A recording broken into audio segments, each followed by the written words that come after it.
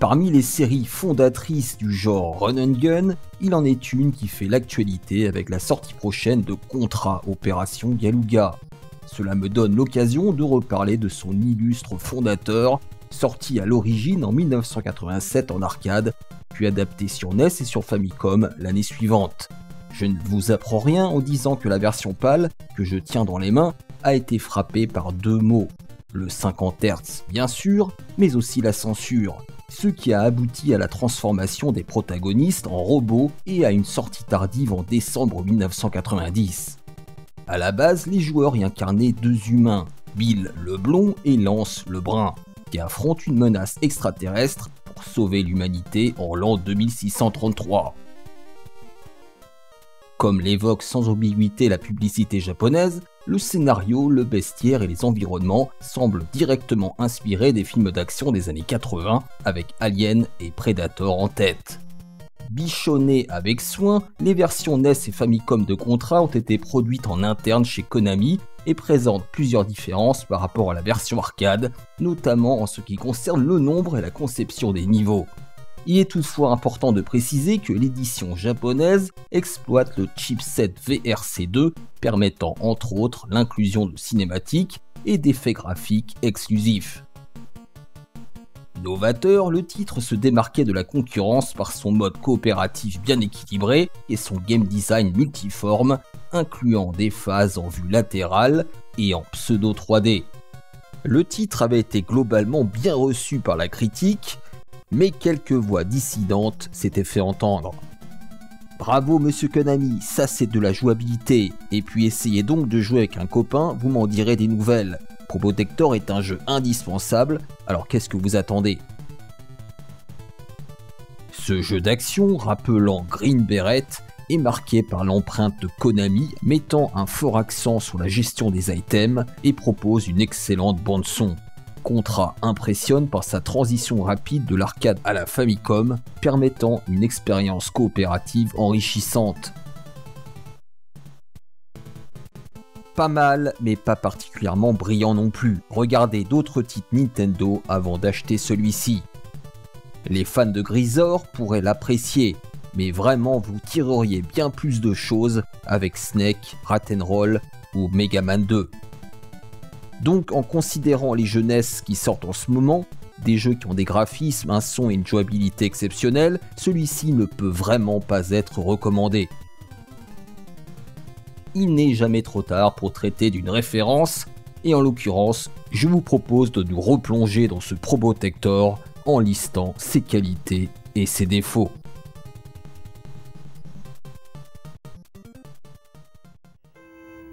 Allez, comme à l'accoutumée, je vous propose de commencer par ses points forts. Sa réalisation technique AAA. Comme l'ont mentionné de nombreux testeurs de l'époque, cette adaptation brillait par ses graphismes soignés, composés d'environnements et de sprites détaillés et bien animés. Sachant rester fluide malgré la présence de nombreux PNJ à l'écran, le titre impressionnait aussi par l'absence de clignotement, même à 2 joueurs. Sur le plan sonore aussi, Konami avait frappé fort en imposant des thèmes qui sont restés dans la mémoire. Après Castlevania, l'éditeur japonais prouvait que la NES était une plateforme au potentiel énorme. Ses contrôles chirurgicaux.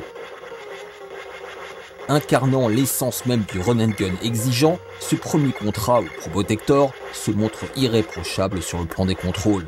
Une précision et une réactivité qui s'avèrent cruciales pour faire face à la difficulté élevée du titre, qui repose en grande partie sur la capacité à esquiver et à attaquer avec une réactivité sans faille.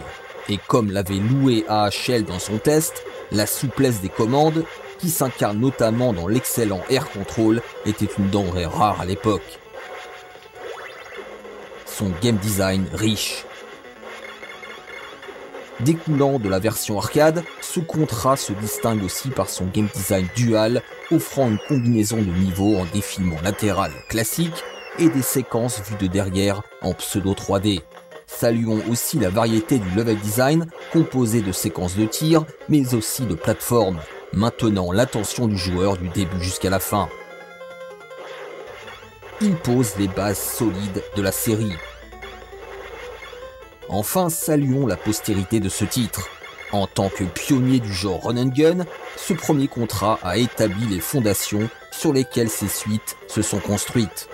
Mais cela va au-delà car de nombreux jeux s'en inspireront, que ce soit son mode de joueur parfaitement intégré, son système d'armement ou ses power-ups. Et maintenant, passons au point faible. Un système d'armement déséquilibré. Bien que Probotector offre une variété appréciable d'armes, certaines s'avèrent nettement moins utiles que d'autres, ce qui peut affecter l'équilibre du jeu. Il est communément admis que le spread est de loin l'arme la plus efficace, surpassant même la mitraillette. Cette disparité rend le choix de certaines armes moins pertinent, à l'image du lance-flamme que je trouve inutile, ce qui affecte la dimension stratégique du titre. Une difficulté en dents de scie. Le niveau de difficulté de Probotector et encore plus de Contra, bien que notoirement élevé, fluctue de manière trop inégale à travers les niveaux. Ainsi, le premier stage figure parmi les plus difficiles, tout comme la deuxième phase dans la base, tandis que le dernier stage se révèle être une promenade de santé. Bien que ce ne soit pas gravissime, cette irrégularité peut inutilement frustrer le joueur dès le départ. Un jeu un peu trop austère.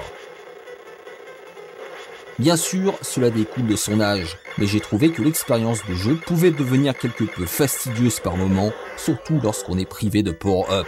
La mitraillette de base tend à rendre le gameplay parfois trop sec. D'ailleurs, ce reproche pourrait s'étendre au-delà de l'arme de base. Les tirs manquent globalement d'impact. Et encore une fois, n'oublions pas que cela est représentatif de son époque. Un jeu trop court.